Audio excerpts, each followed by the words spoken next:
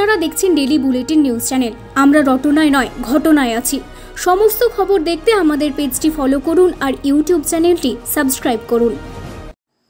নমস্কার, আপনাদের সঙ্গে আমি শ্রেয়া। রাজ্য সড়কে ডাকাতির উদ্দেশ্যে জড়ো হওয়া দুষ্কৃতীদের পাকড়াও করল বর্ধমান থানার পুলিশ। ধৃতদের শনিবার পেশ করা হয় বর্ধমান জেলা আদালতে।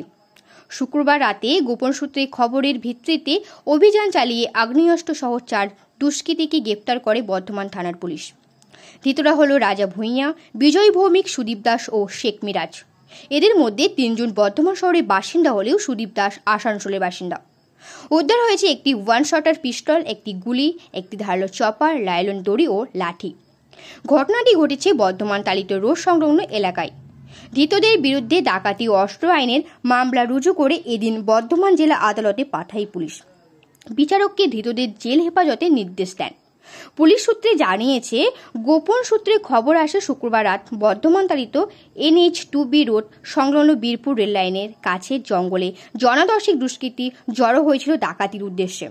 সেই খবরেই ভিত্তিতে পুলিশের বিশেষ দল ঘটনাস্থলে পৌঁছে ডাকাতির উদ্দেশ্যে জড়ো হওয়া দলটিকে ধরতে গেলে অন্ধকারে সুযোগ নিয়ে বাকিরা চম্পট দিলেও 4 জনকে আটক করে পুলিশ।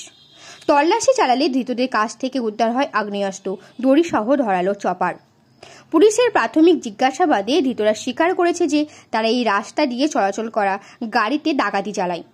পুলিশ সূত্রে আরও জানা গেছে, ধৃতদের বিরুদ্ধে বর্ধমান সহ অন্যান্য থানায় ডাকাতি ও অস্ত্র আইনে মামলা রয়েছে।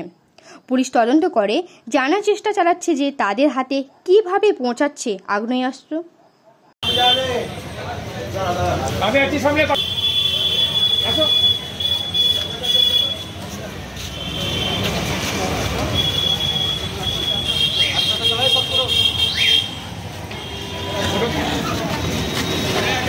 এক, দুই, তিন, চার,